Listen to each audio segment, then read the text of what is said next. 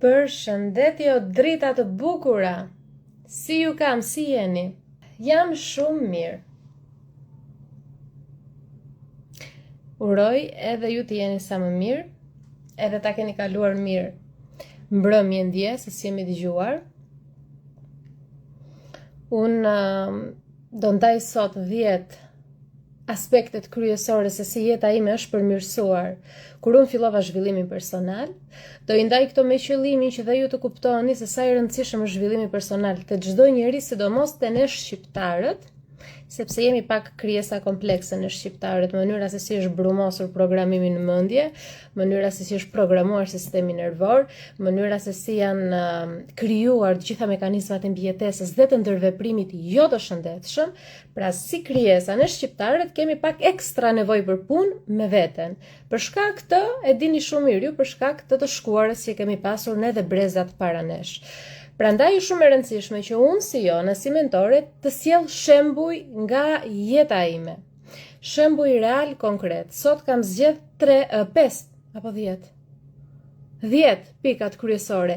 Po e di pse them 3 apo 5, sepse dua ta bëj me part 1, 2, 3 sa të vazhdojnë. Sepse janë shumë aspekte se si unë kam përmirësuar jetën. Para se të filloj me shpjegimin, dua të ndaj një reflektim me ju. Mirënjohje.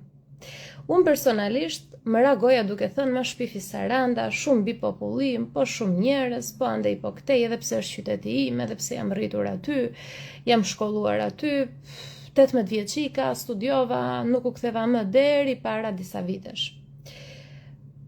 Të them të drejtën, Saranda është aputhësh në ball, me çka kam kaluar unë dje. Edhe do e ndaj me ju.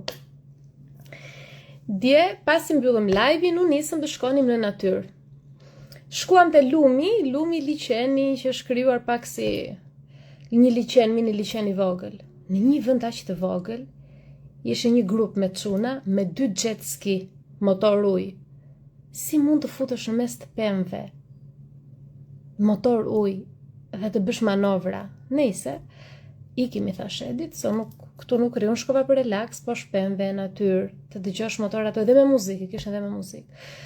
Thotë Edi, po mirë, po sikur të shkojnë thot në Tale, të Lezhës. Unë si Jona, pavarësisht se jam rritur në detin më të bukur të Shqipërisë, që është deti jonë, që është Perl, pastërtia e çdo gjë, jam rritur Kakome, Lukov, Bunec, Krorës, janë plazhet më të bukur që vinë dhe nga jashtë shtetit të vizitojnë. Unë aty jam rritur, në atë det jam mësuar.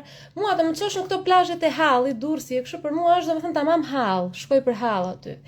Por nga që jam shumë ndje hapur, thash të shkoj ta shikoj se s'kam qenë ndonjëherë në Lezhë, me atë iden domethënë. S'kam qenë ndonjëherë si është plazhi aty. E shkuam. E pare punës nuk më pëlqeu fare vibe, energjia. Zero. E dytë e punës, si shte det, unë nuk e quaj det.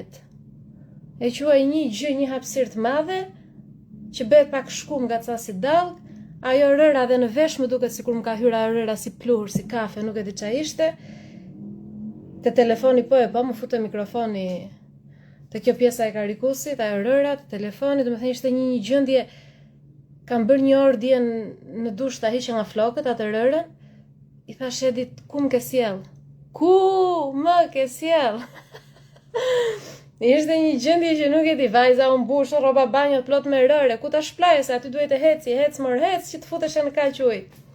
Thash në vete, o Zot më fal, që kam shar Sarandën, Saranda të puth në ball ku je, me zi po pres të iki në shtëpinë time, të bëj plazh për sëmbari, siç bëhet plazhi. Dhe unë di as tokëzim nuk bëra, as shkarkim energjie nuk bëra, tokëzimin edhe këtë shkarkimin e bëra vetëm në dush, bëra një pastrim të aurës në dush, kaq, kështu që unë mezi po pres të iki të kthehem në shtëpinë time. Se të them të drejtën, nga Vlora e lartë unë se quaj plazh. Në radhim hajt mo, pjesa tjetër unë e quaj hall. Plazhun quaj vetëm Sarandë në Shqipëri, unë si Jona, sepse aty jam rritur, aty jam mësuar me det. Po dje ka qenë në grupi, nuk e keni iden, shkundë rër, pastro rër, mundoheshe të eci e zhyteshe aty në rër, o Zoti ma, thash, qa mu desh? Ushqimin pëlqeu, se konsumuam në një restorant aty mirë ishte ushqimi, si ishte keq, Unë s'doja ushqim, më mirë të reja pa ushqim edhe bëja to gëzim, ku ta bëja?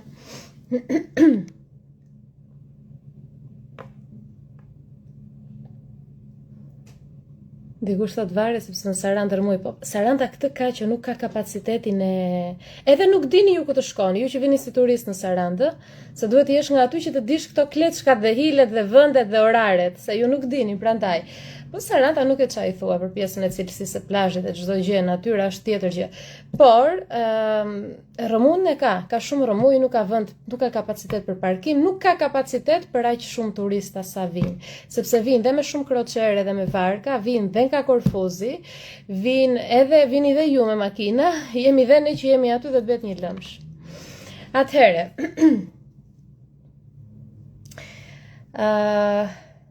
nëse do vini në Sarandë, më pyesni mua se do ju them se ku. Të shkoni dhe si të shkoni dhe në çfarë orari të shkoni, jo të shkoni bashkë me turmën, atëherë kur nuk duhet. Për sa i përket temës që është e rëndësishme, unë u çova si e bllokuar sot, por i kam premtuar vetes që unë çdo ditë do jem live dhe kur unë i bëj një premtim vetes, i bëj premtimin dhe duhet ta mbaj. Sepse ndryshe nga herët e tjera që rrethanat janë të tilla, unë nuk ndihem mirë, jo po vajza, jo po këto janë justifikime që mua truri më ofronte dhe unë e besova për shumë gjatë. Tani është shumë e rëndësishme që unë të jem prezente këtu me energjinë time, sepse shumë boshllëk ka ngel në zhvillimi personal për sa kohë unë tërhoqa. E shikoj te ju, jeni allakatur, jeni shpërndar, nuk dini ku ta filloni, nuk dini ku të kapeni, jeni bërë lëmsh, mëson nga pak dhe në fund s'keni bërë asgjë. Çështja është të nisësh një rrugtim, sepse zhvillimi personal është rrugtim. Si më ndryshoi jeta mua? Cilat aspekte të jetës ndryshua dhe u përmirësuan kur unë bëra zhvillimi personal, sepse zhvillimi personal është domosdoshmëri në ditët e sotme. Çfarë do të thotë zhvillim personal? 5 vite nga tani, sikurse para 5 vitesh quhej një budallik. Një gjë pa kuptim. Tani njerëzit janë mësuar me termin.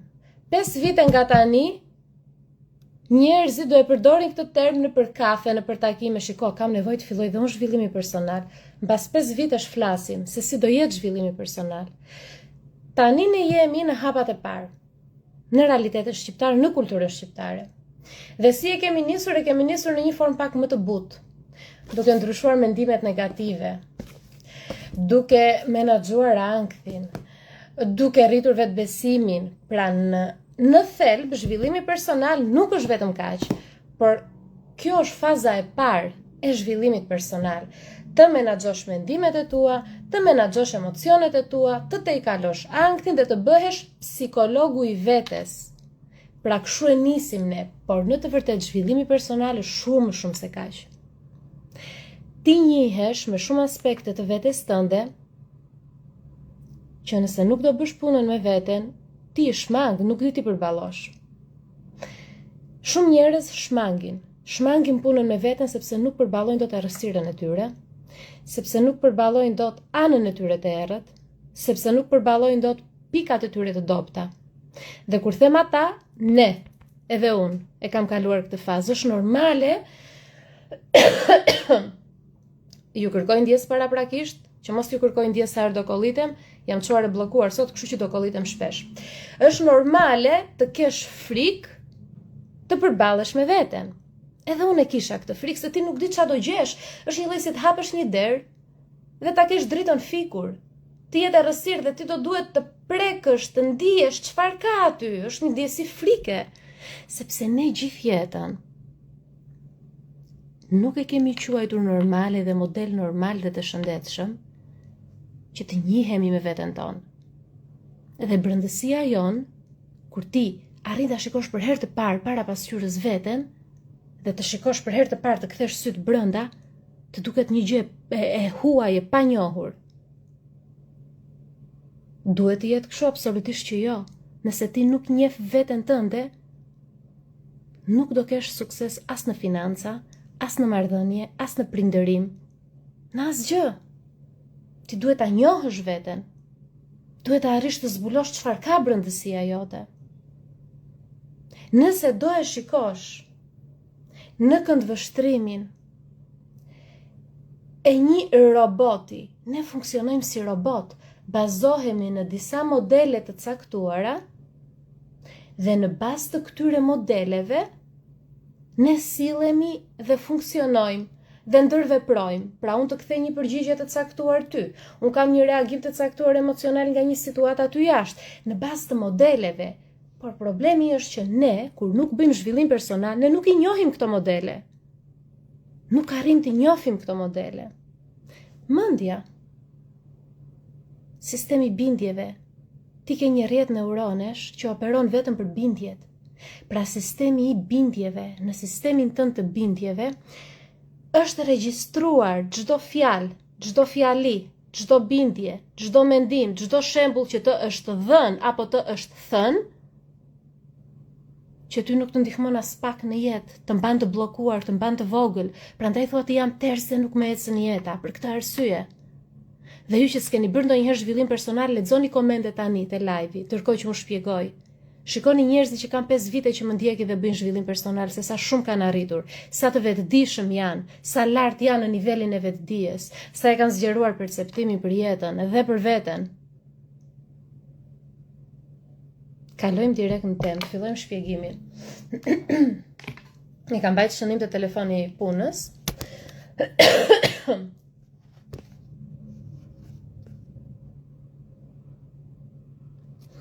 Atëherë, Juliana, 5 vite që të ndjek dhe ke po të njëjtën energji sa shumë ke ndihmuar vetëm virtualisht. Faleminderit që je këtu. Geri thot përshëndetje Jona, good energy thot nga puna me veten. Geri, po ti je dritë, po jeni dritë të gjithë. Shumica janë studentë të Jona Akademi që shikoj që kanë bërë vërtet punë. Disa prej tyre, jo të gjithë studentë, disa prej tyre edhe thjesht kanë ndjek videot e YouTube-it. Kanë lexuar vetëm libra dhe prap kanë arritur shumë. Atëherë, shiko çfarë thot Halime, Jona, mbase nuk e beson, po unë do të kam si busull orientimin në momentet e caktuara. E besoj, e besoj. E besoj. Edhe të dërgoj shumë dashuri.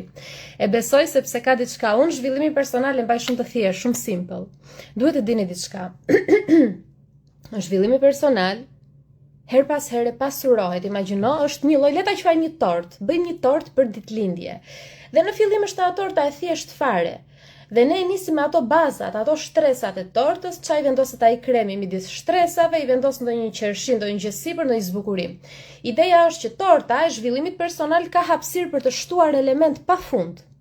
Zhvillimi personal është i tillë, është një koncept që ti ke absolutisht hapësirë për të shtuar, sepse bëhen kërkime shkencore, tani që ne flasim, janë shumë kërkime shkencore aty që janë duke u përfunduar ende pa u publikuar në lidhje me zhvillimin personal. 2. Njerëzit ju rritet vetëdia dhe arrin të shkarkojnë download nga dimensionet më të larta dhe vetja e tyre më e lartë shkarkojnë më shumë informacione hyjnore, që më përpara ne nuk i perceptonin dot.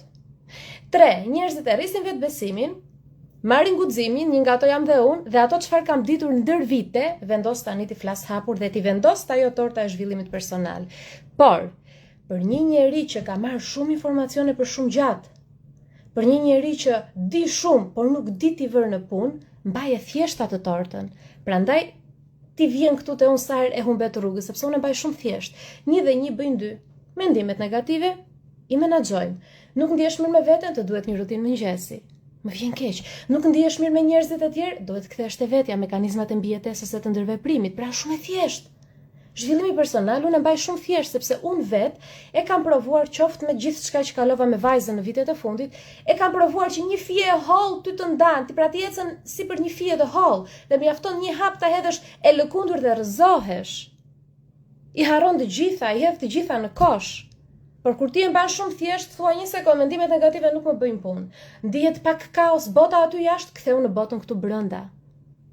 Dhe krijo atë rendi në botën këtu brenda, krijo qetësi dhe paqe në botën këtu brenda, sepse botën jashtë asnjëherë se kontrollojmë dot. Zhvillimi personal shumë i rëndësishëm për çdo qenie njerëzore, sidomos për shqiptarët. Për ne shqiptarët të shumë. Tani, më vjen mirë dhe ju falenderoj edhe e vlerësoj shumë praninë tuaj dhe për të gjitha komentet, dashurinë, mirënjohjen, vlerësimet që më shkruani këtu. Por unë tani po shikoj që janë 10 pika këtu që i kam listuar dhe më duhet të ndaloj te secila nga ato aq sa e ndije unë për të shpjeguar që mos t'i bëj gjërat me nxitim. Sepse pasi të mbaroj live-in duhet të hikim, kemi një punë shumë të rëndësishme. Kështu që unë do përpiqem të ndaloj mjaftueshëm te secila. Filloj me të parën. 1. Marrëdhënia me veten. Ajo që sapo shpjeguam deri tani. Pra si më ka ndihmuar mua zhvillimi personal në jetën time? Më ka ndihmuar që marrëdhënien me veten ta kem më të paqt. Unë si person Në fëmijëri jo, në fëmijëri e doja jetën, e doja veten, por dyshoja te vetja nga mënyra se si, nga etiketimet që më drejtoheshin, ti je dhije egër, ti nuk lë dy gur bashk, pra një fëmijë nuk i kupton këto dhe unë mendoja që diçka nuk shkon me mua, po bëj diçka gabim. Thjesht unë isha një shpirt i gjallë, siç jam dhe tani, që më pëlqente të isha i gjallë dhe jo të rria si një trung aty edhe të kalonte jeta para syve. Domethënë çdo aspekt të jetës shkoja e merja, doja të merja shijen e jetës. Por që më etiketonin me gjëra të tilla sepse aq ditën dhe aq bën. Në fëmijëri prap nuk më ndikoi shumë. Në adoleshencë kur filluan të më bullizonin për pamjen e jashtme, shkova ta bie gjimnazin në qytet në Sarandë dhe këta shkencëtarët e famshëm të sarandiotët vetëm se jetonin aty në qytet dhe ju dukej që e kishin prapanisën prej Floriri. Tani që i shikoj në rrugë më pështjellosen kur i shikoj, më dhimbsen, domethënë i shikoj aty si zvarranik, më vlla, vin vërdall sot e kësaj dite, atëherë unë i jepja rëndësi se unë vija nga fshati, më thonë fshatare. Ku ta diun që ata ishin ca të mbaruar që atë periudhë, po tani e kuptoj unë. Ideja është që në shkollën e mesme unë fillova ta përjetoja këtë gjë. Fillova vazhdimisht të vija në dyshim vlerat e mia. Dhe kam qenë një njeri që gjithmonë dyshoja te vetja dhe marrëdhënia me veten kanë qenë një marrëdhënie jo e shëndetshme, toksike. Pra marrëdhënia që unë kam pas me veten time ka qenë një marrëdhënie që bazohej te çfarë të tjerët më thanë. Pra nuk e njihja vërtet veten time dhe nuk isha dëgjuar ndonjëherë në familje apo diku që ti a del, ti e fort, bravo. Nuk kisha dëgjuar fatkeqësisht, do doja, po nuk kisha dëgjuar. Dhe normalisht kur një fëmijë nuk i dëgjon nga prindi dhe nga mësuesat dhe nga njerëzit që e rrethojnë, po në përgjithësi të gjithë që e rrethojnë janë notojnë atë vetdijen e ulët të ignorancës, sigurisht që ti si fëmijë, si qenie njerëzore, nuk e nga ta shpikësh atë vetbesim. Çfarë do bësh? Do i dorëzohesh bindjeve të ulta. Dhe unë ju dorëzova bindjeve të ulta. Nuk isha besim te vetja dhe që nga ai moment në vazhdim, gjithmonë marrëdhënia me veten time ka qenë toksike. Si? Ta shpjegoj si ka qenë toksike. 1. Nevojat e mia isha trajnuar, po jo master, po doktoratur, që nevojat e mia i lija gjithmonë basdore vetëm që të kënaqja të tjerët. Shkëlqeja në këtë gjë, të kënaqja të gjithë njerëzit e tjerë dhe të lija nevojat e mia basdore. 2. Gjithmonë më dukeshin të tjerët më mirë. Gjithmonë, ndërsa vetja më duke gjithmonë inferiore. Pra marrëdhënia që unë kisha me veten, ose 3. Nëse diçka jo e drejtë bëj ndaj meje, thellë në subconsciencë, pavarësisht se e kundërshtoja në moment se ishte ai shpirti luftarak që gjithmonë e kundërshtoja, por thellë në subconsciencë thoja e meritoj. Pra, marrëdhënia me veten ishte aq toksike sa unë para se të filloja zhvillimin personal, para se unë të studioja brëndësinë time, të kuptoja pse i mendoja unë këto gjëra, kur kisha filluar unë të mendoja këto gjëra, para se të analizoja mendjen, shpirtin, gjithçka të vetja ime, deri në ato momente unë praktikisht e urreja veten. Pra nëse ishte dikush që urrente mua, isha unë që urreja veten. Thoja pse jam unë kështu, pse jam unë kaq ndryshe, pse të tjerët janë kaq lart, pse të tjerët ndihen kaq mirë, superior, kanë vetbesim, në fakultet, në çdo vend, gjithmonë shoqëresha me njerëz toksik sepse në subconsciencë, sipas asaj times, unë e meritoja. Dhe nuk meritoja lumturinë. Dhe nuk meritoja mirëqenien. Dhe këto ishin dëme që më ishin bërë në fëmijëri. Kur ti fillon zhvillimin personal, krijon një marrëdhënie të paqtë dhe të shëndetshme me veten tënde. Dhe e di që shumë nga ju e gjejnë veten te ky shpjegim, dhe dua të saktësoj diçka. Nuk i fajsojmë prindrit për asnjë moment, aq ditën dhe aq bën. Madje jemi mirënjohës për ta, sepse pavarësisht që u rritën ato kushte, ne na shkolluan dhe u munduan dhënë maksimumin për ne fëmijët e tyre. Ata shkollën nuk e ndërronin, ndërsa ne na i dhanë shkollën. Pra jemi mirënjohës për prindrit tanë, por dëmet që janë bërë. Pra vetëm se ne vëmë në pah dëmet emocionale që janë bërë te ne dhe dëmet mentale, psikologjike, kjo nuk do të thotë që ne po hedhim poshtë prindrit. Absolutisht, mbas Zotit, prindrit janë këtu për ne. I duam dhe i falim me gjithë shpirt. Ama dhe të themi i duam prindrit dhe të mbyllim syt, jo i hapim syt, hapim dhe zemrën dhe rregullojmë dëmet që janë bërë, sepse tek ty janë bërë shumë dëme. Ma beso, shumë dëme. Prandaj po rri akoma dhe dëgjon këtu, sepse nën vetdia jote ose vetja jote më e lartë të thotë qëndro dhe pak. Ti ke nevojë për këtë energji, qëndro dhe pak. Ti ke nevojë për zhvillimin personal. Prandaj je këtu. 2. Marrëdhënia me bashkëshortin. Kur unë fillova zhvillimin personal, e rregullova marrëdhënien me bashkëshortin, që të ishte një marrëdhënie e qetë, të ishte një marrëdhënie e shëndetshme, të ishte një marrëdhënie e paqët, por e dyanshme. Imagjinoj një fëmijë, një adoleshente, unë, me sa shpjegova deri tani që i kisha atë modelin që i kënaqja të gjithë, imagjino në marrëdhënien martesë. E lija vetëm pasdore, bëja më shumë se ç'duhet të bëja, sforcohesha jashtëzakonisht shumë, ndjeja detyrën time të bëja non-stop për të. Dhe kur fillova zhvillimin personal, e kuptova që më fal, o Jona, por ti je bashkëshortja, ti nuk je nëna. Pra ti do ndash përgjegjësitë, por nuk do marrësh të gjithë përgjegjësitë. Por që të arrish në këtë nivel vetëdije, duhet në fillim të analizosh të gjitha bindjet e vjetra në të cilat ti operon. Çfarë të thot mendja aty në këto momente? Çfarë më thoshte mendja mua në ato momente? Pra unë arrita ta marrja atë bindje, ta shkruaja, ta analizoja dhe të kuptoja që nuk ishte e shëndetshme dhe nuk ishte e drejtë ndaj meje, s'mund t'ja bëja vetësi me atë gjë. Marrëdhënia bashkëshortore, nëse ti nuk bën zhvillimi personal, asnjëherë nuk do jetë e shëndetshme. Dhe pse? Jo për fajin tënd, por sepse është dhe personi që ti ke në krah. Kur ti bën zhvillimi personal dhe rrit nivelin e vetdijes, jo domosdoshmërisht personi që ke në krah do eci dhe do evoloj. Ma beso. Po ashtu i bie që të ndahen të gjitha çiftet. Jo, nuk do përfundojmë të ndarja. Për gjëra kaq bazike, pse se ti bën zhvillim personal, ai nuk bën. Jo. Ti, meqense ke bërë zhvillim personal dhe do bësh zhvillim personal dhe je një nivel më lart të vetdije, ti arrin të vëzhgosh modelet në të cilat personi që ti ke zgjedhur të kalosh jetën operon. Pra ti e kupton që ai ka bllokimet e veta, ka bindjet e veta. Ti atë nuk e ndryshon dot, se është ligji i universit. Ne ndryshojmë vetëm ata që duan ta ndryshojnë veten. Askënd tjetër, pra dikë që zgjedh ta ndryshojë veten.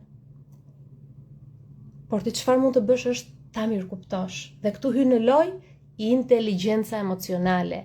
Në thelb inteligjenca emocionale, përkufizimi i inteligjencës emocionale, jo inteligjenca mentale, emocionale është kur ti arrin të kuptosh, të analizosh dhe të pranosh emocionet e tua dhe të njerëzve të tjerë.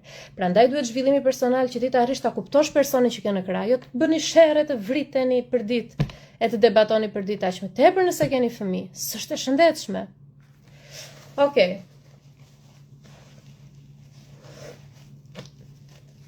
Tani, unë do vazhdoj dhe me 8 pikat e tjera. Njëri kujtes, keni në ofertë librat, sepse unë nuk flas vetëm bukur, unë shkruaj edhe bukur.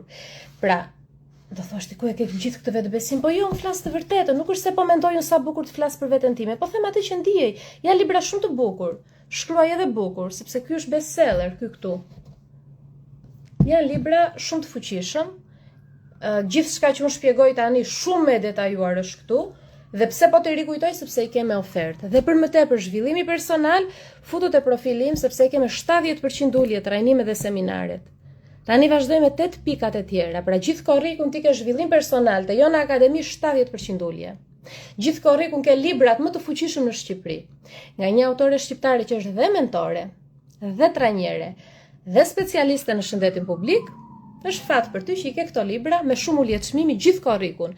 Prandaj futu, interesohu për librat, te numri WhatsAppit e profilit im, interesohu dhe për trajnimet. Vazhdoj me pikën e tretë, mëmësia, roli im si nën. Pra zhvillimi personal mua më ka ndihmuar që mos të jem një nën toksike. Në përgjithësi, do e shpjegoj pak se shumicën i kam nëna këtu. Në përgjithësi, nënat shqiptare kanë pak toksicitet. Pse? E keni hasur ndonjëherë atë termin helikopter parent, do me thënë ai prindi helikopter që i rri mbi kokë fëmijës më shumë se ç'duhet?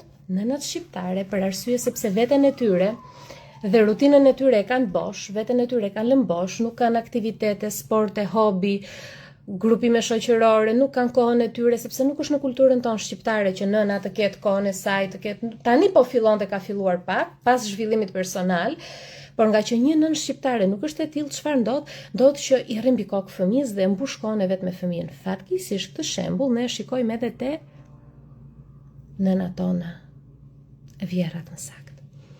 Sepse e kanë kohën poshtë dhe ju duket sikur duhet të rrin fëmijës mbi kokë vazhdimisht dhe sidomos djemtë i trajtojnë 40 vjeçarët sikur janë 4 vjeçar.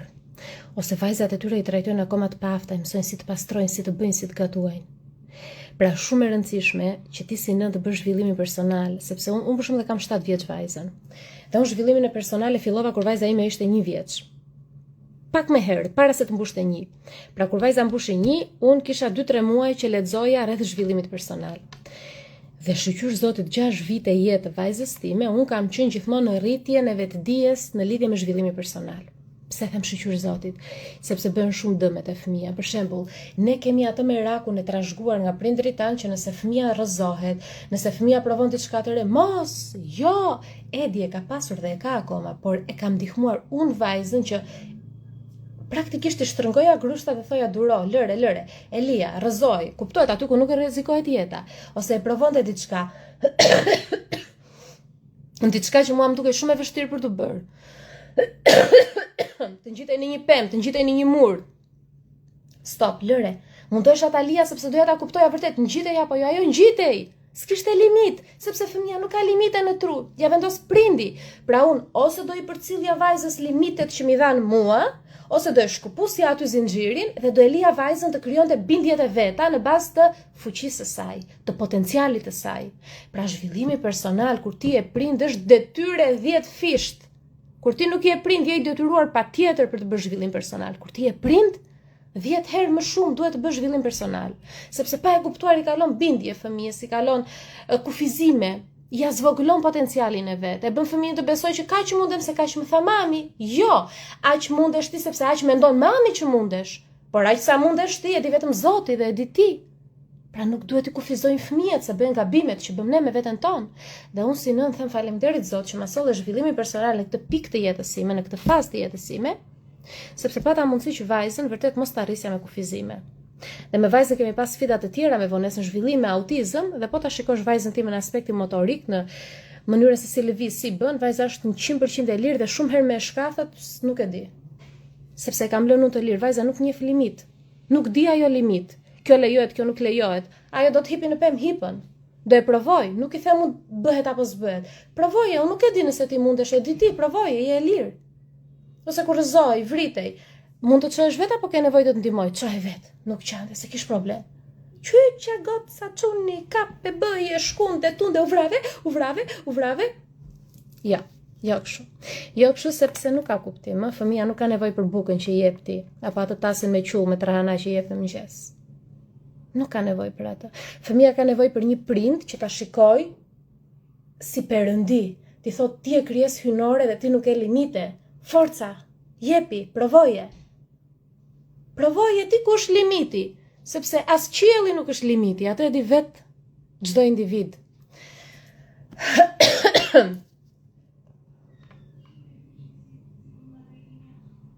Dikush të vajza ime pati një incident që atëherë unë rrisë shqipoj një bikok, e di që e kam gabim, po u traumatizova. Pra ti traumat e tua ti je vetëdijshme që e ke gabim dhe prapë vazhdon. Pra ky është egoizëm, kjo është ego e pastër. Pra ti si nën, më fal që po ta them, se edhe unë kam bërë gabimet e mia absolutisht. Ti si nën ve egon tënde para zhvillimit të fëmijës.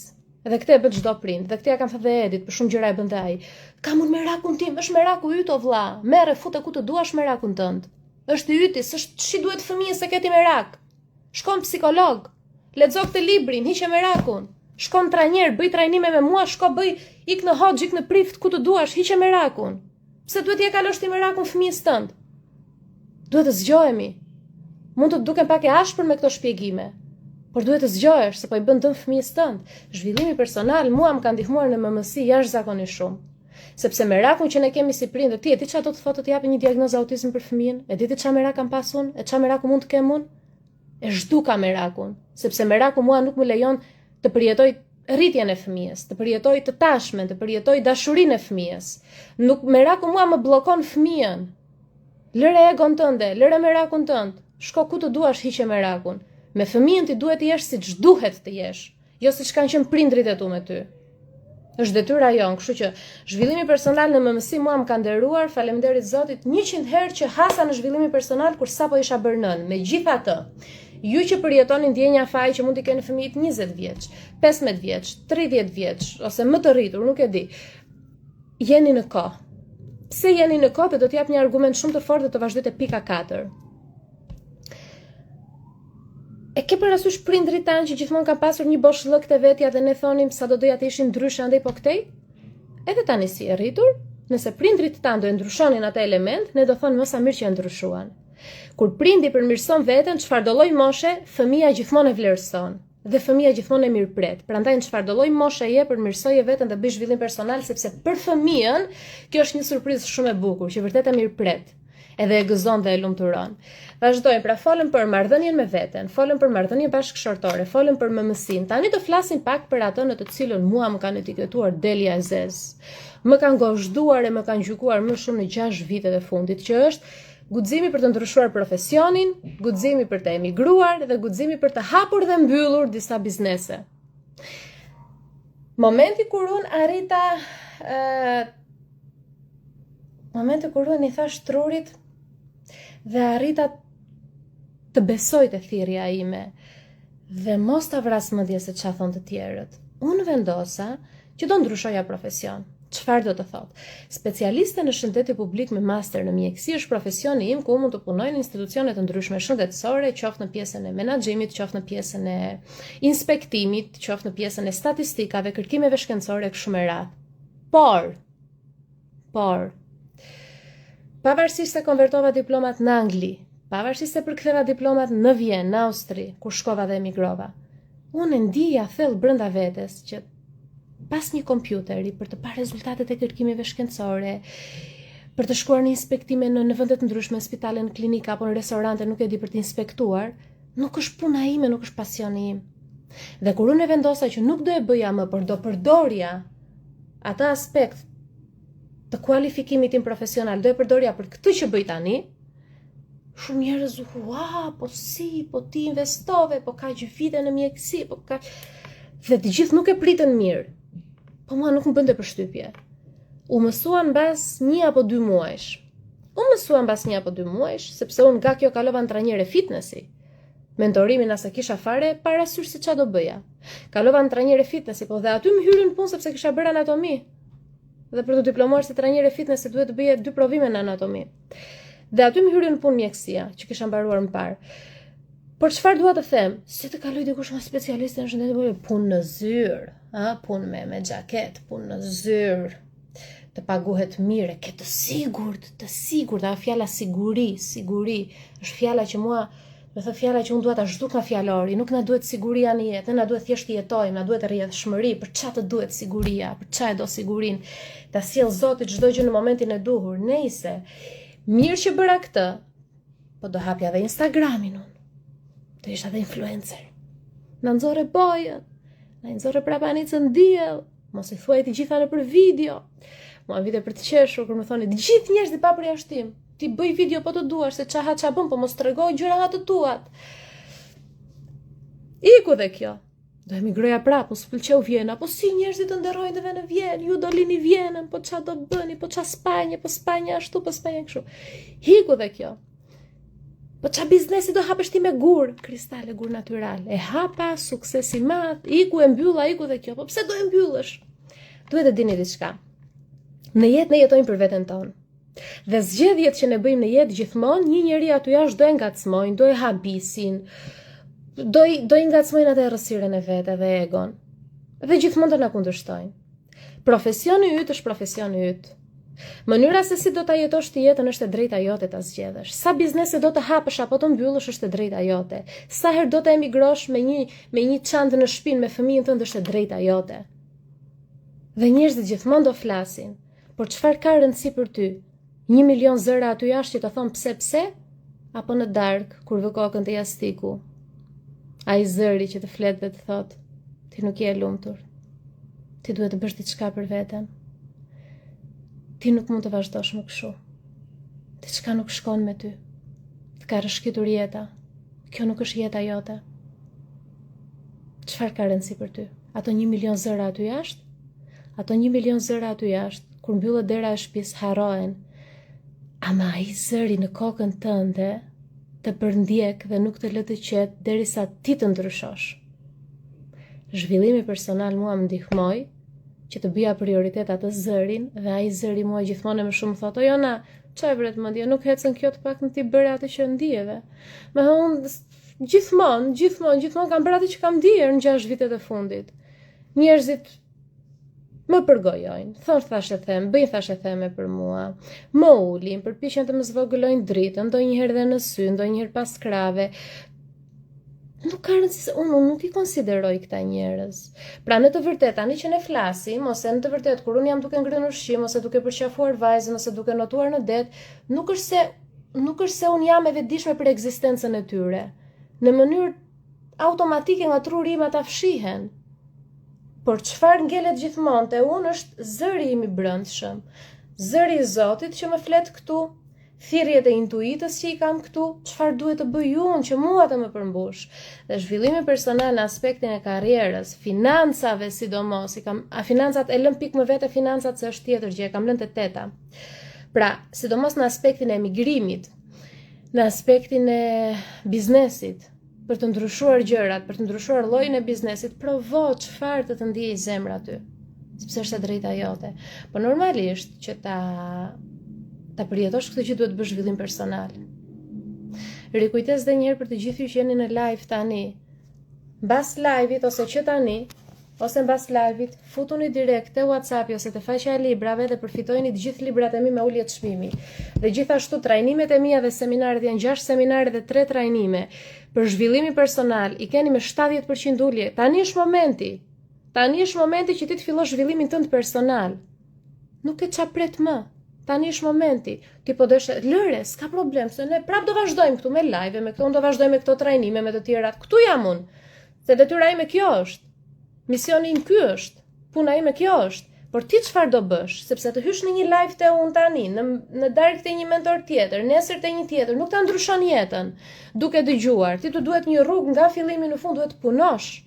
Dhe ma beso që kur ti bën zhvillimi personal, e vetmja pendes që ke është pse se kam bërë më parë. Unë këtë them pse se kam bërë më parë, pse e kam torturuar veten për shumë gjëra. Sepse nëse unë do bëja zhvillim personal kur isha në Angli, do e shijoja më shumë Anglin, kisha shumë gjëra aty për të qenë mirënjohëse. Unë aty isha me atak paniku për ditë, nuk shijoja dot asgjë. Prandaj është shumë e rëndësishme të fillosh sot. Kemi folë për ndikimin e zhvillimit personal, marrëdhënien me veten, atë e shpjegova, marrëdhënie bashkëshortore, në MMS, dhe folëm tani për profesionin, emigrimin, biznesin dhe ndryshimin. Tani do I hedhim pak spec djegës, po pak si shumë. Bëuni gati, o Milet, hapni veshët. Tani do flasim se si zhvillimi personal ndikoi te unë për të vendosur limite me familjen e bashkëshortit. Gati? Të gjithë I lanë çdo gjë që janë duke bërë, gati të dëgjojnë. Dua të jem shumë e sinqert me ju. Unë e di që shumë nga ju janë duke vuajtur të njëjtën gjë. Të gjithë, Juliana më shkrive, të gjithë nga ju janë duke vuajtur të njëjtën gjë, dhe të gjithë mendojnë se e kanë gabim. Për shembull që mos e ju lejohet se mosha e tretë, ja do ju shpjegoj diçka. Unë nuk kam më frikë ta them të vërtetën. Domethënë, dy gjëra janë që I kam hequr nga jeta ime përgjithmonë. Siguria, që të kem siguri për të s'dua siguri fare, dua vetëm të jem e qetë tani e rrjedhshme kështu siç më vjen.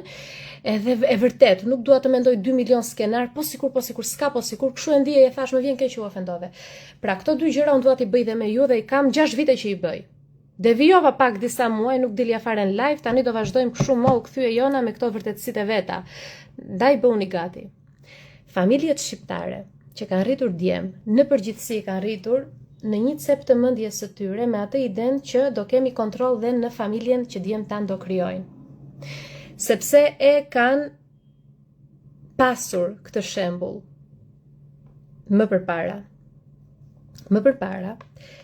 Mbaj mend nga nëna tona që vjerrat ishin perandoresha, do me thënë, nusja ishte më shumë për të bërë punë për të gatuar për këto, po dhe fëmijës emri vendosej nga prindrit e burrit, po e kështu me radhë. Tani, te unë si Jona, këto gjëra nuk kanë bërë sens, më janë dukur budalliqe, sepse unë I shikoja dhe thoja, po pse është perandoresh? Kjo është, me thënë, gjyshja është gruaja e gjyshit, mami është gruaja e babit, ata janë një çift, këta janë një çift, nuk më bënte sens mua si fëmijë, kështu I analizoja unë që fëmijë. Pse duhet të jetë në nështruar, thoja. Mami, ose pse duhet, nuk e kuptoja. Dhe një gjë ishte e sigurt. Që kushdo që të martoj me mua, mirë prindrit e ti, sepse unë nuk në nështroj shakollaj. Këtë e dije që në fillim.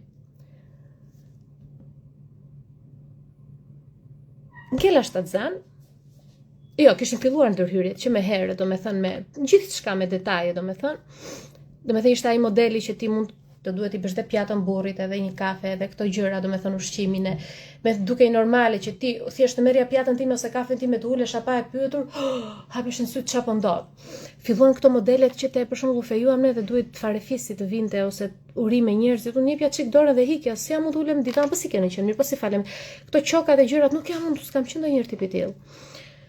Filluan këto modelet dhe mua direkt më lëvizi ajo gjëja, thash, "Okej, këtu diçka ka jona, ti duhet diçka të bësh." Po atëherë s'dija çfarë të bëja se s'kisha për zhvillim personal.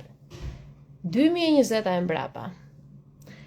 Kam kundërshtuar dhe atëherë dhe pse s'kisha për zhvillim personal, që kur ngela shtatzan, që te emri i fëmijës, që se dinin ishte vajzë djalë, na vini listat me emra, të zgjidhni emra, tani është pak pa sens, domethënë që unë të dërgoj listën unë fëmijës tim nesër, qof djalë apo vajzë, e ti them na zgjidh emrin e fëmijës tënd.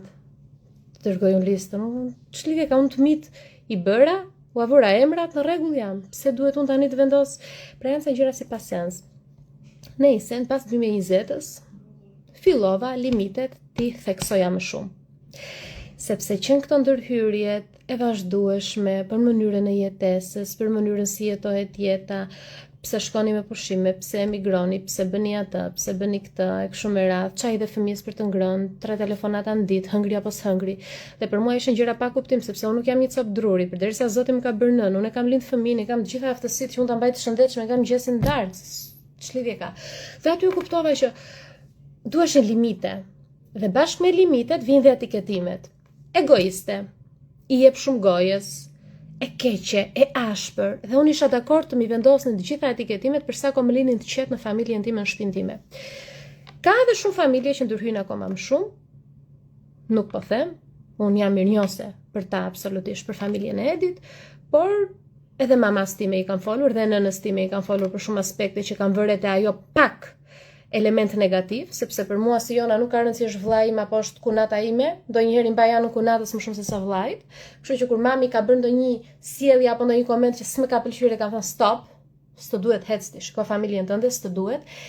Edhe pse kanë qenë të rralla këto komente, se mami ka qenë në Angli, filloi kolegjin aty, e ka hap pak mendje, lexonte librat e mi kështu me radhë. Ndërsa në rastin konkret, prisni shumë nga unë, prisni të ishte nusja, por në të vërtetë unë s'kam qenë ndonjëherë ajo nusja dhe s'do jem ndonjëherë ajo nusja. Unë jam e rrëshqitur, kështu kam lindur unë. Unë jam botën time rehat, mua më lër të bëj libra, të bëj këto gjë, nuk kam nerva unë për çoka, takoj njerëz, faleminderit për urimet, për lekët, që janë gjëra pa sens, ose mbaj shënim disa lekë më solli tjetër. Çfarë këto budalliqe, ç'më duhet mua të mbaj shënim? Hik mos më sill fare lekët. Ti mbaj shënim që të të sjellën ty nesër. Këto janë budalliqe, ku kam unë? Ikën jeta shumë e shkurtër për këto. Dhe mua këto gjëra nuk më bënin sens. Me Edin çfarë do diskutoj me Edin, s'është se ishte në këtë nivel vedie që është tani, Edi tani është bëri hekur, të kemi limitet tona, familjen tonë, jemi jashtë orbite, kështu na quajnë. Tani ne na quajnë jeni jashtë orbite, shiqyr që jemi jashtë orbite dhe vendosa limite sepse jemi të qetë. Pra, zhvillimi personal të duhet të vendosësh limite, po sa e afti e ti që të përballosh etiketimet që vijnë bashkë me limitet.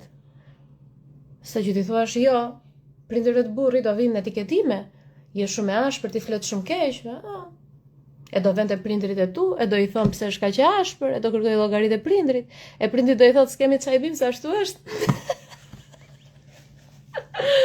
Kështu që duhet zhvillimi personal, motër e dashur. Duhet zhvillimi personal që të dish se si ta përballosh, të vendosësh limite. Tani jeni këtu apo jo? Se di apo më ndiqni? U kënaqem. Kështu që kjo ishte pika e 5. Kjo ishte pika e 5. 5. Tani bën akoma më pikante. Shiko, duhet të dini dhe diçka. Çfarë unë them si të vërtet, e them për shembull me ato shoqërimin e historisë me vërtetësinë që mbart. Tani ju mos bëni sikur i keni shenjtor tuajt, sepse ne e dim që çdo familje shqiptare që ka djalë ka këtë gjë, imponimin sepse kështu është mësuar. Derisa del nusja që thonë e bëri ajo djalin kështu, e bëri kështu, ja etiketon, ja atriboj nusës çdo gjë, çdo ndryshim të djalit. Kështu që mos më bëni sikur ju i keni shenjtore, po i keni shiqyr zotit mbajini, po mos më mburrni këtu në live, se shumica kështu janë.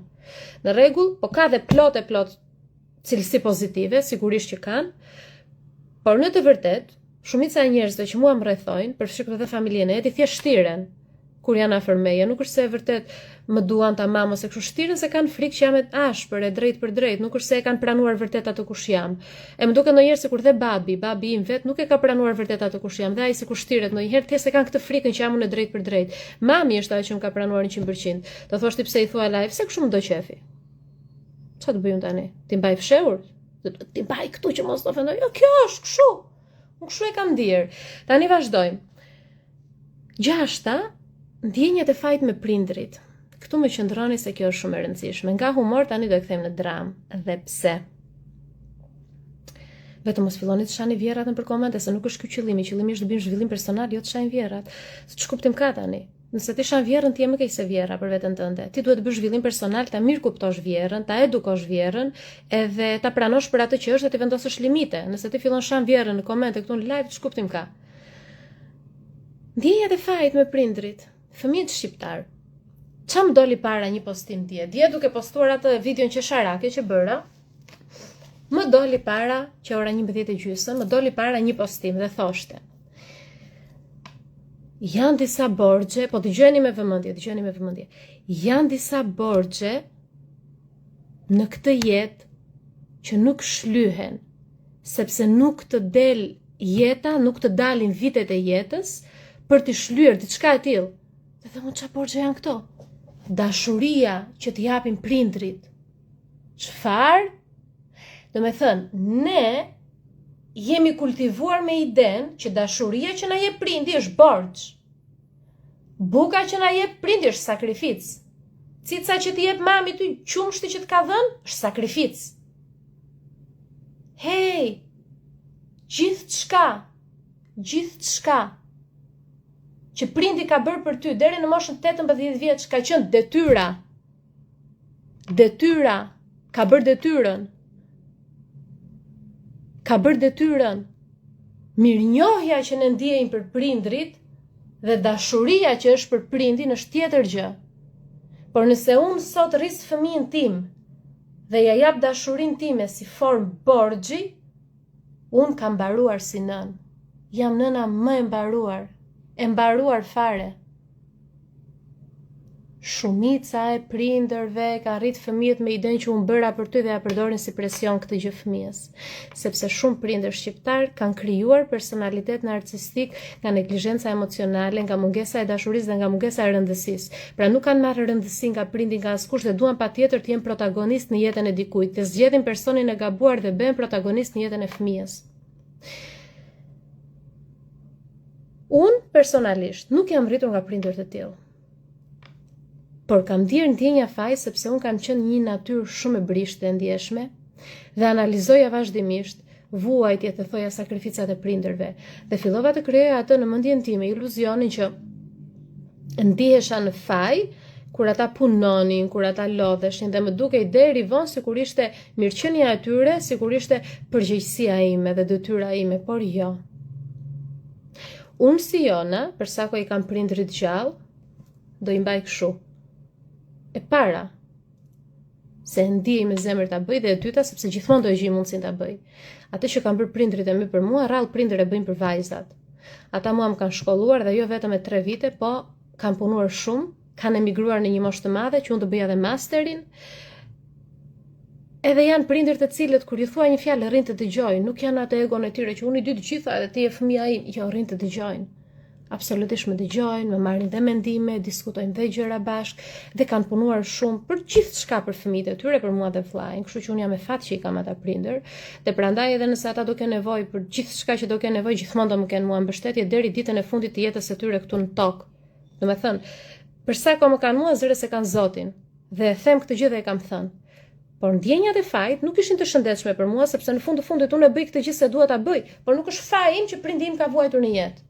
Nuk është faji im që prindi im emigroi. Nuk është faji im që prindi im vuajti nga prindrit e vet toksik që i lan pa shkollë. Nuk është faji im. Pra nuk është faji im. Nuk është faji yt. Zhvillimi personal ty të ndihmon që të bësh për njerëzit sa ta ndihen zemra dhe sa mundësi ke, po pa e ngarkuar me emocione këtë gjë.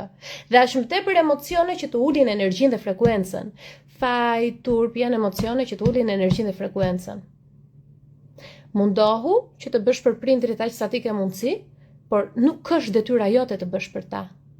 Detyra jote është kur ata janë në një moshë të thyer, që patjetër dikush duhet të bëj për ta, absolutisht që do bëjmë, deri sekondin e fundit. Por nëse janë të shëndetshëm dhe janë okay, dhe ti të bësh prioritet nevojat e tyre, vetëm se ke ato ndjenjet e fajtës, di të vendosësh limite, të them diçka, ndonjëherë limitet më të vështira janë për t'i vendosur me prindrit. Mundohuni të vendosni limite të shëndetshëm, sepse ndonjëherë varet nga lloji i prindit mëse.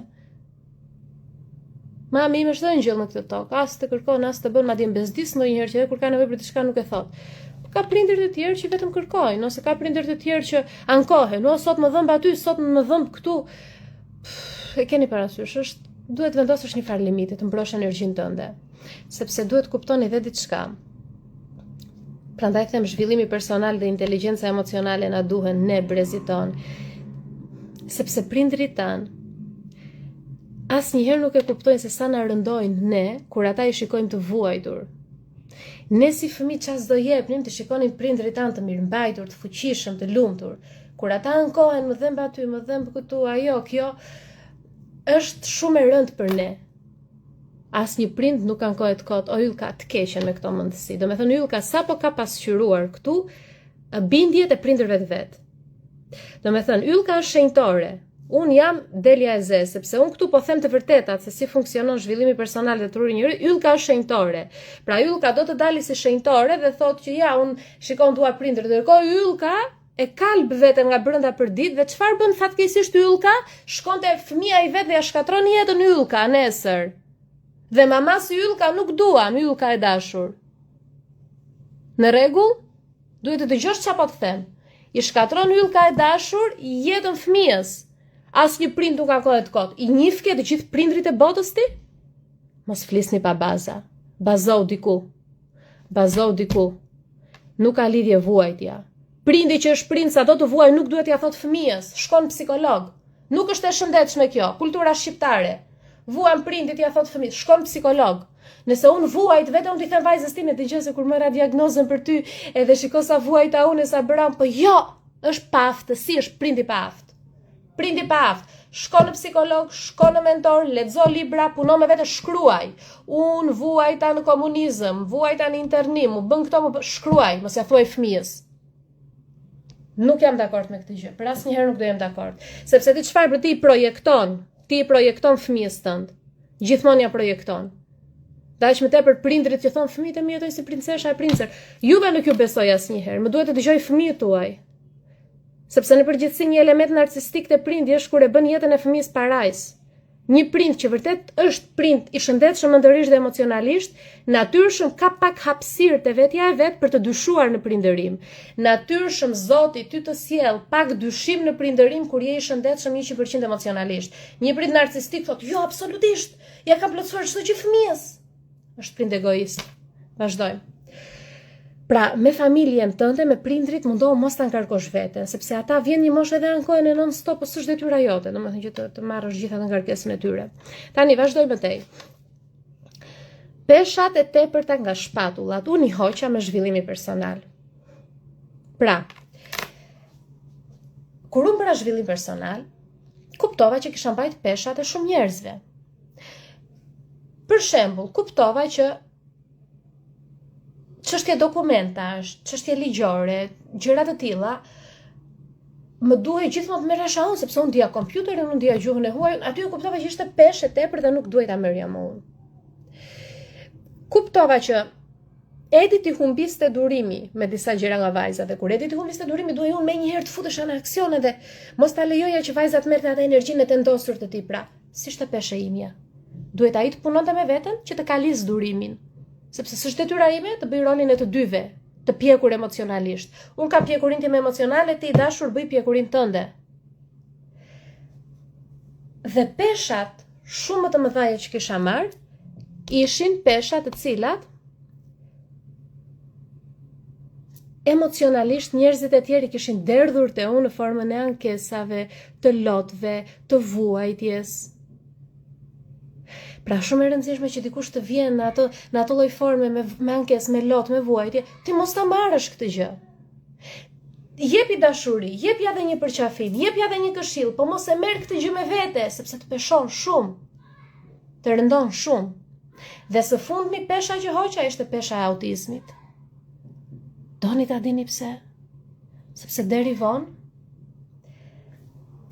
gjithë nëna, qa ngren shtatzani, qa bren shtatzani, qa bëre ti kur ishte fëmija 1 vjeç, ndeze televizorin, sa orë në ditë janë ndeze. Pra është nëna.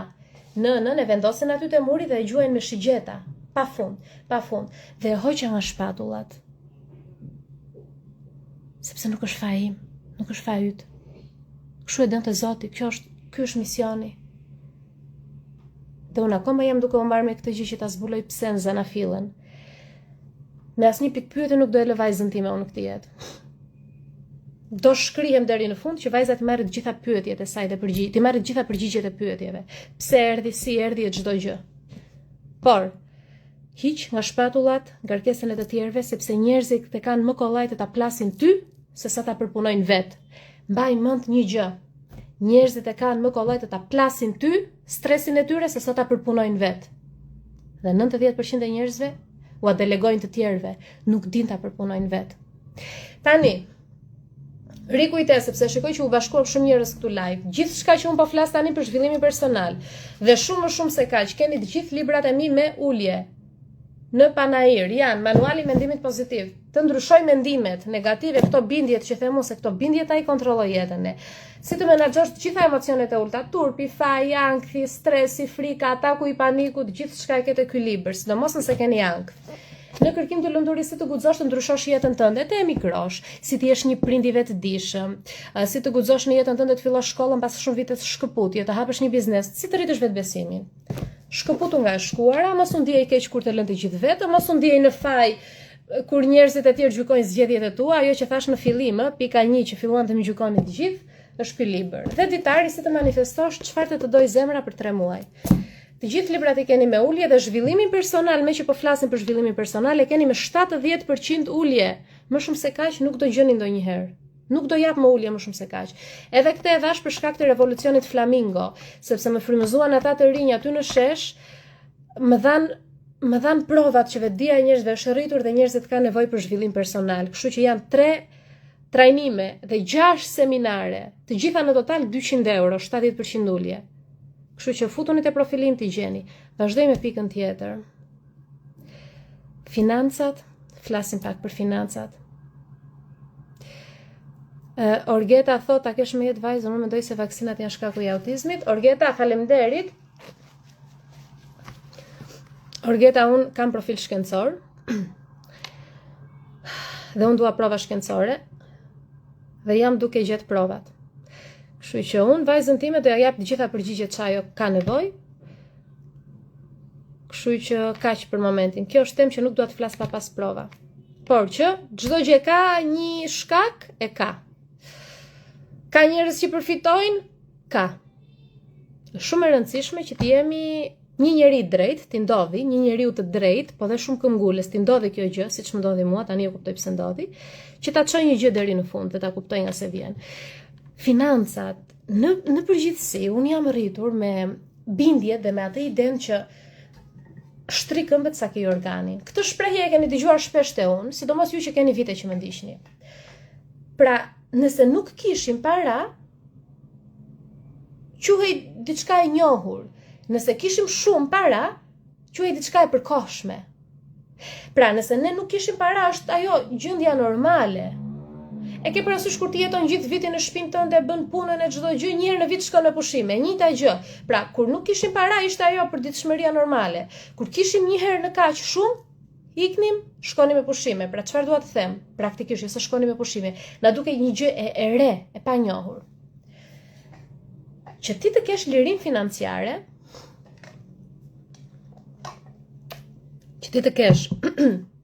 lirim financiare, duhet të zbulosh marrëdhënien që ke me parat. Prandaj unë dua të bëj një pyetje, të lutem mbaje shënim. Dikush nga ju ta mbaj ose në celular ose në fletore nëse keni. Idealja do ishte kur bëj live, harrova t'ju theja që në fillim, të mbani një blok shënimesh dhe s'flo lapsi. Sa herë mund t'ju jap në një shpjegim shtesë, t'ju them mbajeni shënim, ta shënoni. Këtë mbajeni shënim se është shumë e rëndësishme. Për sa i përket financave, dua të pyes. Çfarë ndihen ti kur unë të them fjalën para? 1. Çfarë ndije unë kur dëgjoj termin para? Shkruaje. Dhe 2. Cila është marrëdhënia që keti me parat? Pra shumë e rëndësishme t'ju japësh përgjigje këtyre dy pyetjeve. Kur unë ju kam dhënë përgjigje këtyre dy pyetjeve, kuptova që marrëdhënia unë që kisha me parat ishte e pashëndetshme, sepse nëse unë parat do i konsideroja si një njeri, ajo ishte diçka shumë e pashëndetshme, që të sillesh me një njeri në atë lloj forme, siç sillesh unë me parat. Dhe nëse unë do pyesja veten çfarë ndiej unë, ndijeja më përpara turp, siklet. Pse? Dhe kur u futa në një hipnoz, mbaj mend nga fëmijëria. Ka qenë një periudhë që kam qenë diku te 6 ose 7 vjeç, dhe mbaj mend ka ardhur një kushëri i babit, ishte ardhur nga emigrimi. Dhe na dha lek. Dhe në ato moment unë i mora, në ato pafajsin që i mora edhe faleminderit, ktheja lekët xhaxhit. Mbaj mend që më tha babi, ktheja lekët xhaxhit. Turp, diçka e tillë, më përmendi fjalën turp. Që atëherë u lidh në sistemin tim paraja është turp. Dhe më është dashur shumë punë që ta pastroj këtë gjë. Sepse ti që shkon punon për një rrogë, është turp ta marrësh atë rrogën? Jo, sepse ti jep jetën tënde, kohën tënde, që mund të bëje çfarë do lloj gjëje të doje, ja jep tjetrit. Dhe ti ndihmon biznesin e tjetrit të gjeneroj miliona me kohën tënde dhe me aftësitë e tua. Dhe është turp të marrësh pagesën? Sigurisht që nuk është turp, është ajo që ti meriton. Ti që ke biznesin tënd dhe ofron një produkt apo një shërbim. Ja, më thonë ju që këto gjëra s'bën me qëllim. E din që unë jam live, hapin derën e kuzhinës dhe gjejnë të lajnë të nxerët, lajnë tigan tani, bam, bam, bam. 1 minutë.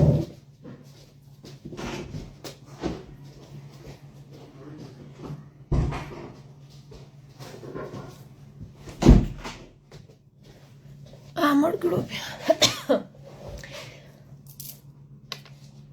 Ku e lam të paraja? Paraja, sepse do dikush paraja është energji.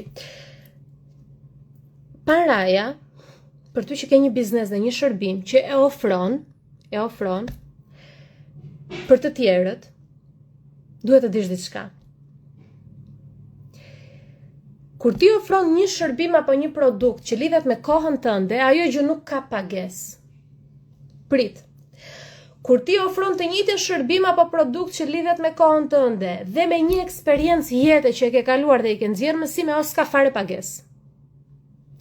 Kur ti e lidh produktin apo shërbimin me kohën tënde, me eksperiencën e jetës dhe me background, vite, studime profesionale që lidhen me atë çështje dhe me atë fushë të caktuar, ti vendos çmimin që do, që e ndjen ti çdo gjëje. Pse? Paraja ka diçka, ti po nuk di të vlerat e vetes, çmimin ta vendosin të tjerët. Paraja lidhet me vlerat e tua. Dhe që ti të ekzistosh në frekuencën e paras, duhet të ekzistosh në frekuencën e përkujdesjes ndaj vetes, të vlerave të tua, duke i ditur vlerat e vetes, dhe në atë ndjesinë e rrjedhshmërisë ndaj jetës, jo sforcim, bën kaq, ti kërkoj kaq lek, po s'ka. Nëse ti ke dyshimet e vetja jote, ndaloje punën, ndalo çdo gjë. Shko në një vend në natyrë, merr një blok dhe një laps dhe ulu dhe zgjidh marrëdhënien që ti ke me paran. Sepse ti ke shumë bllokime, janë bllokada të gjitha këto. Nëse paraja konsideroje si njeri, nëse do ishte njeri, paraja, dhe ti do sillesh në këtë lloj mënyre, kur ke shumë e shpërdoron, e ndjek, hik i thua, ik, largo, se s'ndjesh ti mirë. Kur nuk e thua, shiko sa keq, nuk kam, shiko nuk vjen te unë, nuk vjen ky personi te unë, nuk më do prandaj. Në subkonsciencë, po ta studiosh çështjen e parave, ke kaq shumë bindje. Dhe në përgjithësi, çfarë kam kuptuar nga personat që kanë punuar te trajnimi për te limiteve njerëzore, shumë nga ata i kam dhe këtu te live, kam kuptuar që ata që kanë bllokime financiare kanë frikë nga dukshmëria, kanë frikë të duken. Kanë frikë se do i shikojnë të tjerët. janë të ndrydhur, janë të fshehur, janë të tërhequr, sepse kanë frikë se do i shikojnë të tjerët, kanë frikë se çfarë do thonë të tjerët, si do reagojnë të tjerët. Nëse ti ke frikë të ekspozohesh dhe fshihesh, edhe paraja do fshihet nga ty. Nëse ti do rrjedhësh në jetë hapur, tamam si, shiko, do rrjedhësh si ujë, pa ngjyrë, pa formë, do rrjedhësh në jetë, do marrësh atë formën e jetës, do ecësh. Do ecësh, siç po bëj unë tani, e ndjeva do bëj këtë shpjegim, do ju promovoj produktet dhe shërbimet e mia, do ju përqafoj me shumë dashuri, do mbyll live-in, do vazhdoj ditën. Jeta është bërë për të rrjedhur, jo për të ndaluar, për të menduar, për të analizuar. Jo, sepse nëse ti ngecesh dhe ndalon ngecet çdo gjë, mëso se si të rrjedhësh me gjithë shka, kur ti rrjedh me jetën, rrjedh bollëku tek ty. Kjo është shumë e rëndësishme. Po për financat, kam një nga seminaret që e kam ofruar me ulje. Aty kam folur për bllokimet, se cilat janë bllokimet kryesore. Vlerat e vetes, si më kanë ndihmuar mua zhvillimi personal. Për financat më kanë ndihmuar shumë, se i kam përmirësuar financat e mia, fitova lirinë time financiare, zbulova pasionet e mia në jetë, dhe mbi të gjitha leku vjen te unë shumë lehtë, me shumë dashuri, dhe unë e pranoj leku dhe unë e jap me shumë dashuri. Mua nuk më dridhet dora kur jap. Do të thënë rrjedh, çdo gjë rrjedh, nuk ka ngecje te unë. Dhe këtë ma mundësoj zhvillimi personal, sepse e pash që shumë bindje për parat i kisha nga familjarët, nga njerëzit e tjerë, njerëzit që më rrethonin, shembujt, ose kemi dëgjuar shembuj që femra që të ketë para duhet të shesi trupin, ose të shesi dinjitetin, ose të gjej një vend pune, krijon lidhje me personin që kanë atë vendin e punës që e jep, menaxherin apo nuk e di, dhe shembuj të tillë ka rëndom fatkeqësisht, por ka dhe shembuj që një femër, vërtet kur e di vlerat vetes, dhe ka vetë besim, edhe nuk do t'ja di më për asnjë çfarë i thon njerëzit aty jashtë, është e lidhur me Zotin, me intuitën, e ka zemrën të hapur, është empatike, ka studiuar fort, ka krijuar diçka që i zgjidh hallin njerëzve, jo thjesht të dalit të flasi bukur, po të zgjidhi hallin konkret njerëzve, kjo femër do notojë në bollëk gjithë jetën. Dhe për meshkujt kemi dëgjuar që duhet merresh me drogë, me gjëra që të jashtëligjshme që të bësh para. Jo. E njëjta gjë, parat këtu janë, është frekuencë, është si të thuash ti mungon, nuk e di, mungon dashuria, se nuk kam unë për momentin në jetën time. S'keti po ka tjetri dashuri.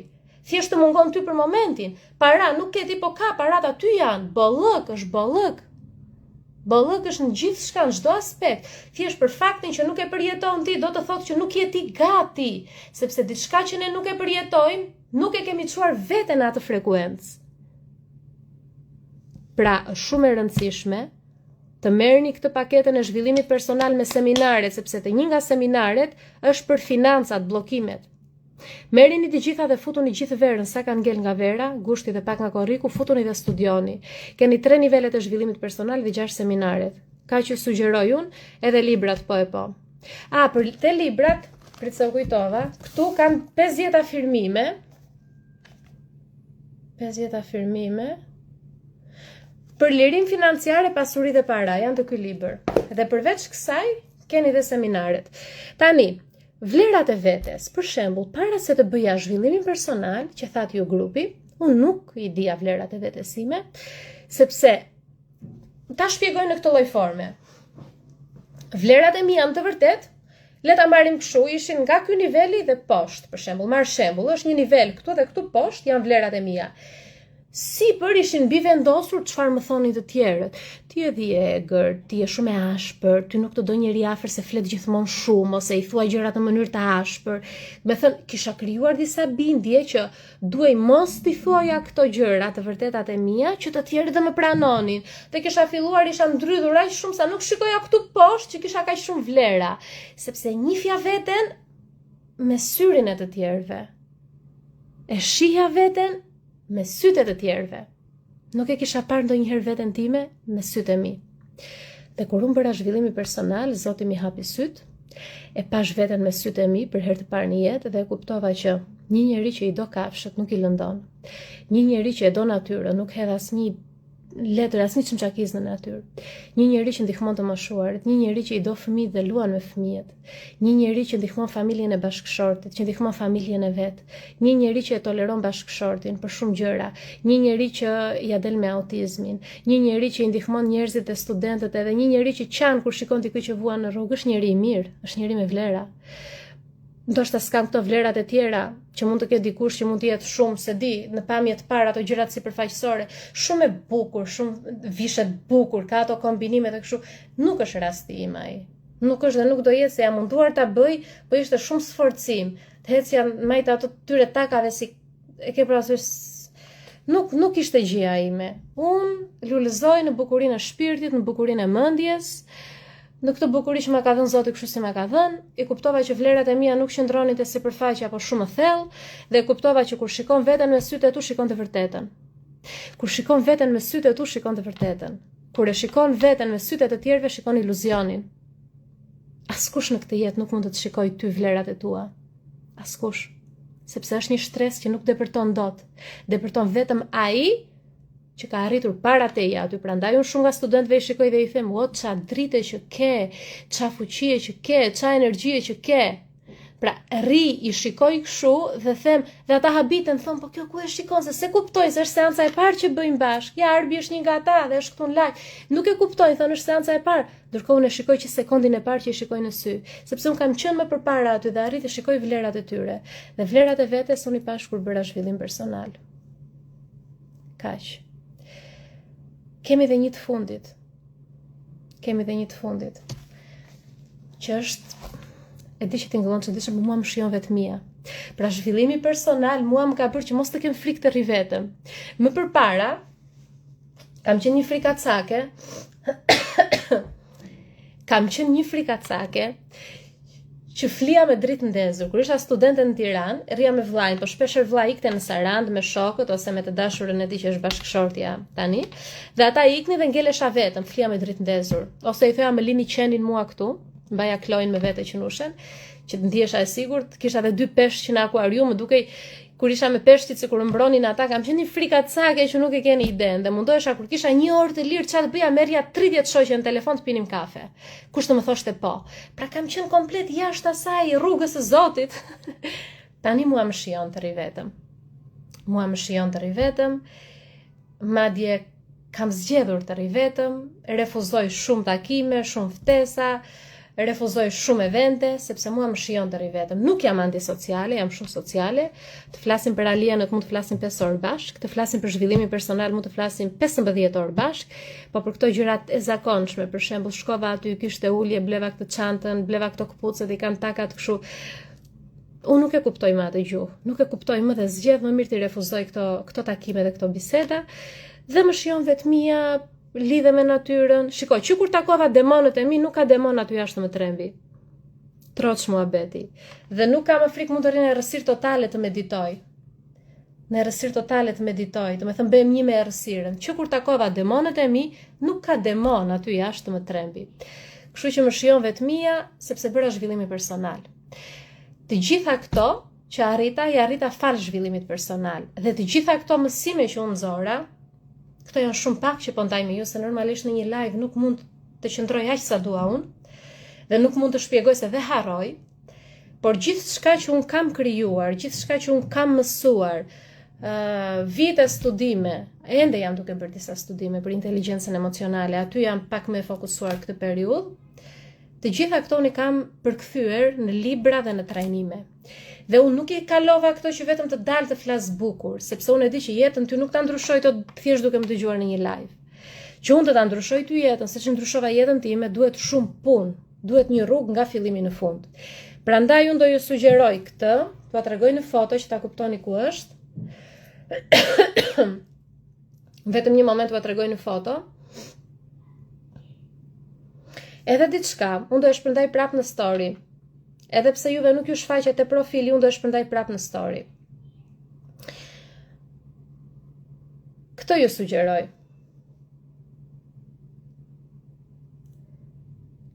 Paketën e parë. 200 euro.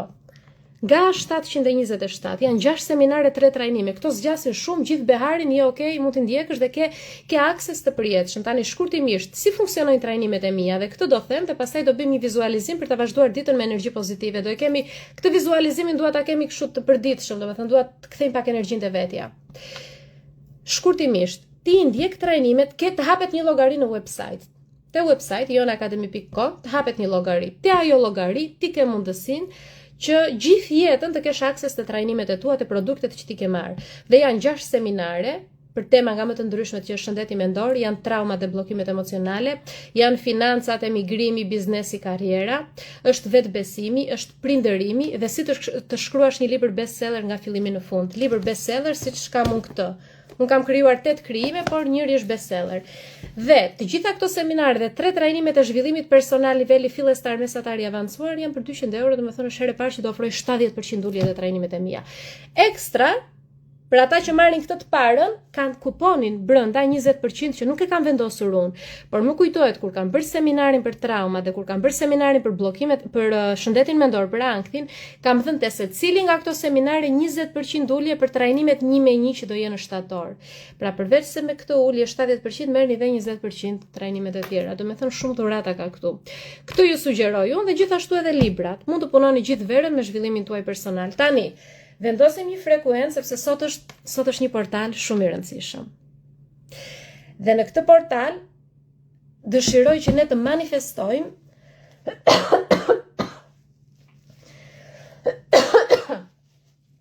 jo vetëm bollok financiar, por dua të manifestojmë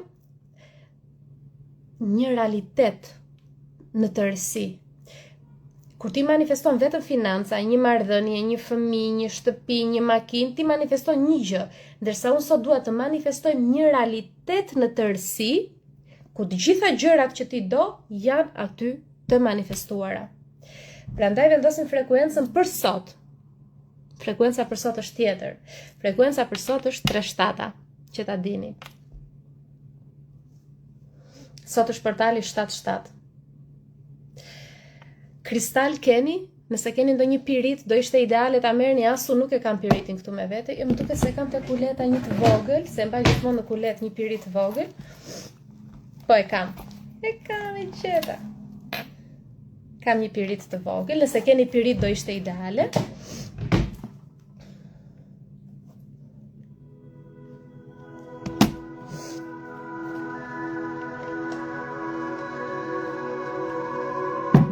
Do bëjmë vizualizimin grupi për të mbledhur atë energjinë tonë krijuese dhe ta kanalizojmë aty ku duam ne. Tani, një kristal e mbajmë te dora e majt, piri do ishte ideal, çfarë do lloj kristali? Dëgjohet zërim, dëgjohet frekuenca.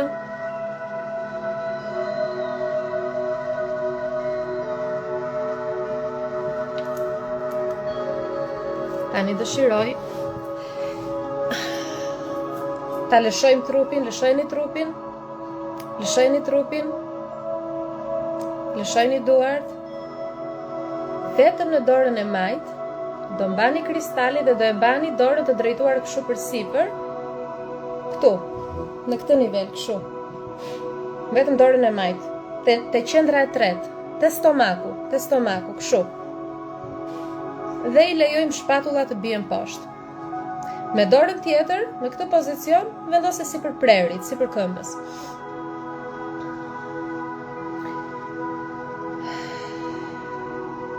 Mbylli syt ngadalë. Fillo ta rrotullosh shumë ngadalë qafën. Shumë ngadalë.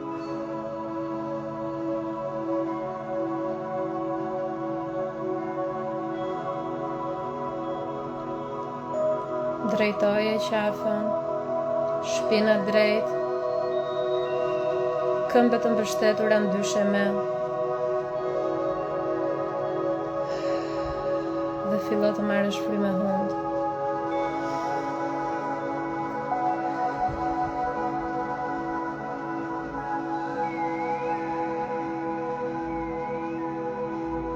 Ku ke vendosur dorën? Te stomaku, te qendra jote e tretë. Sa herë merr frymë, çoj ajrin aty dhe imagjino sikur krijohet një sferë me dritë të verdhë dhe zmadhohet. Ku kemi vendos dorën? Te stomaku. Merr frymë, një dritë e verdhë, si dielli, një dielli i verdh që s'madhohet të stomakut. Merë frymë.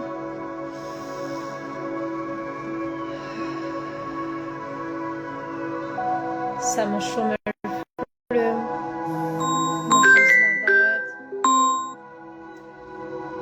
Sa më shumë merë frymë, më shumë s'madhohet.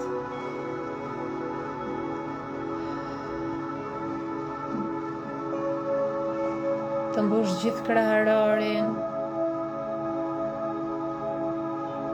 Zbret poshtë e këmbët. Është një dritë e verdhë, e ngrohtë. Imagjinoje si një diell të verdhë.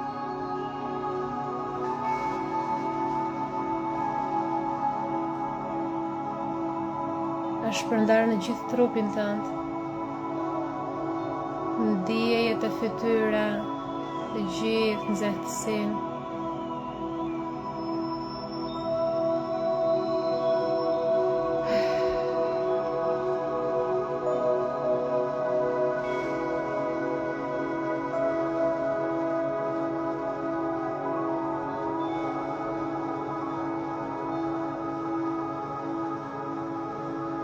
Tani imagjino që je në një fush me bar jeshil.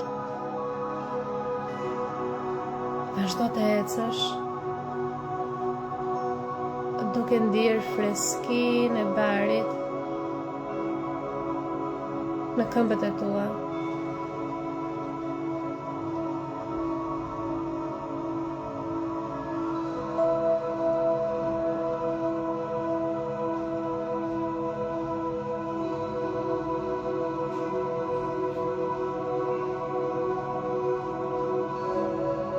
Shiko në qiell. Disa re të bardha.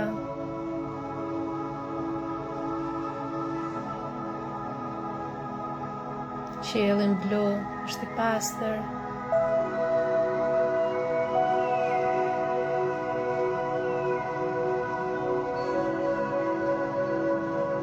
Dhe tani dua të kthesh nga dielli. Ngrije kokën. Shiko diellin. Drita që ky diell mbart vjen nga një realitet dhe një dimension ku të gjitha ëndrat e tua janë të plotësuara. Ti je i zhytur në bollëk. Ti noton në bollëk. Bollëk dashuria. Financa. Llogaria jote e bankës gjithmonë dhe gjithmonë është plot. Zoti të ka bekuar me bollëk financiar. Personi që ti ke në krah ta ka kuptuar shpirtin.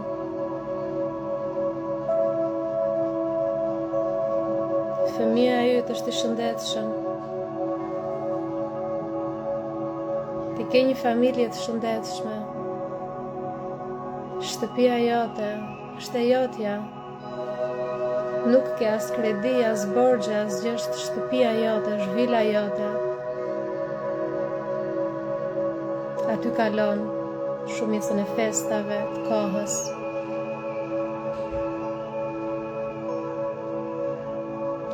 Në këtë realitet ke një makinë shumë të bukur dhe ti i jep makinës me shumë vetbesim.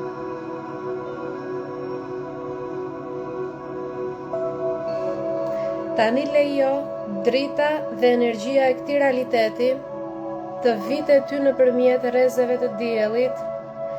Hapi duart, pëllëmbët të drejtuara nga dielli, hape trupin dhe përsërit me zë. Pranoj. 3, 2, 1, pranoj. Drejt teje po vin frekuenca dhe energji të pashpjegueshme Është dritë e pastër, është dashuri, është bollok, janë financa, është paqe.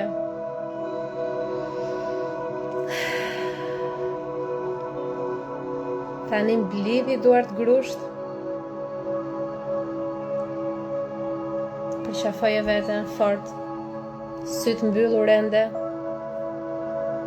Dhe ndijeje ngrohtësinë në gjithë trupin tënd.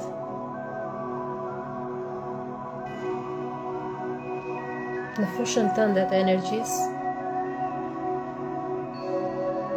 sapo janë integruar frekuencat e reja që lidhen me bollokun, dashurinë, paqen. Dal nga dal, mund t'i hapësh syt në realitetin e ri. Hapi syt në realitetin e ri. Dhe kristalin që mbajtet në duar, ky mban shumë energji të fuqishme. Futeni te kuleta sërish, ose nëse është i madh, vendoseni diku në një vend në shtëpi, në një vend të sigurt që mos të humbasi.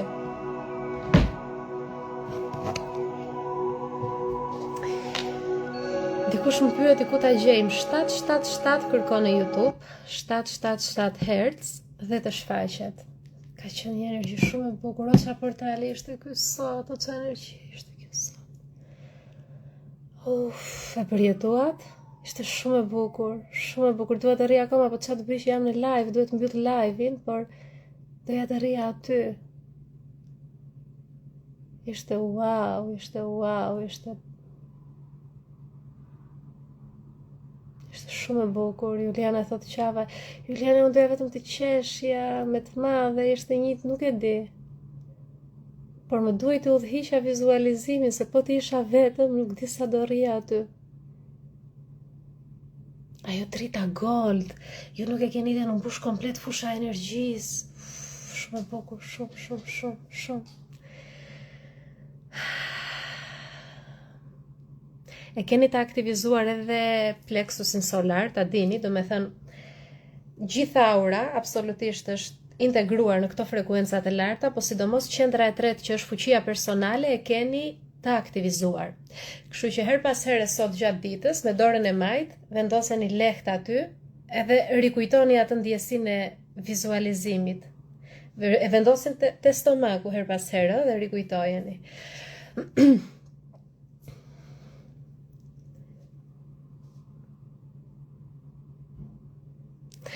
Lela thot Atina më qetëso pesha se mur tani jam më mirë. Jam shumë e lumtur që e përjetuat kaq mirë, edhe jam shumë e lumtur që po rikthehemi me këto energji të fuqishme.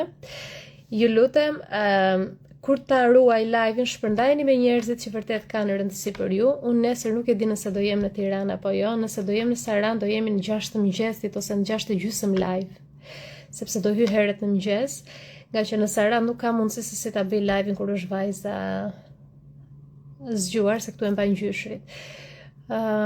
Ditët e tjera do ju njoftoj, nëse do jetë në 6 të mëngjesit do bëj story, një natë para do ju njoftoj pa merak. Juliana thot Fatjona ke prekur pikat më kyçe me këtë live. Juliana, janë aspektet që unë përmirësova te jeta ime kur fillova zhvillimin personal, por kjo është pjesa e parë, se ka dhe shumë aspekte të tjera që tani s'po më kujtoheshin.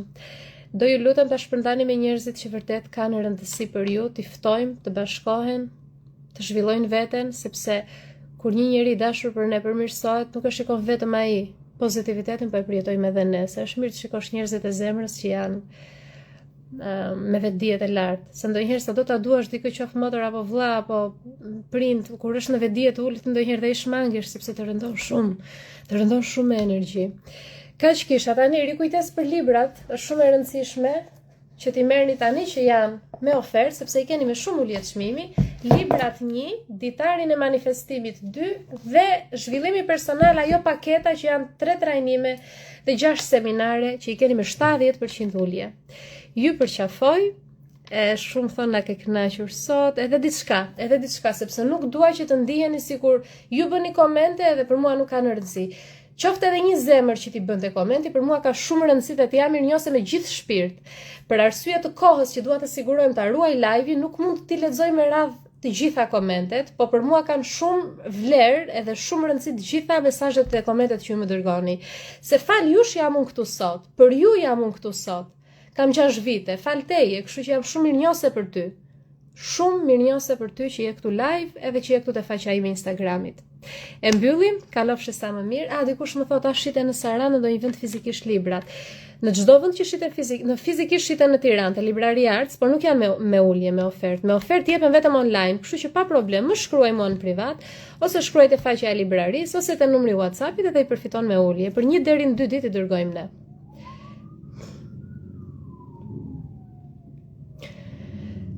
Faleminderit ju, faleminderit Eda, faleminderit Rezarta, Juliana, Teuta, Anisa, Miranda, faleminderit ju. Kalofshi sa më mirë dhe do shihemi nesër, Ada për qafime.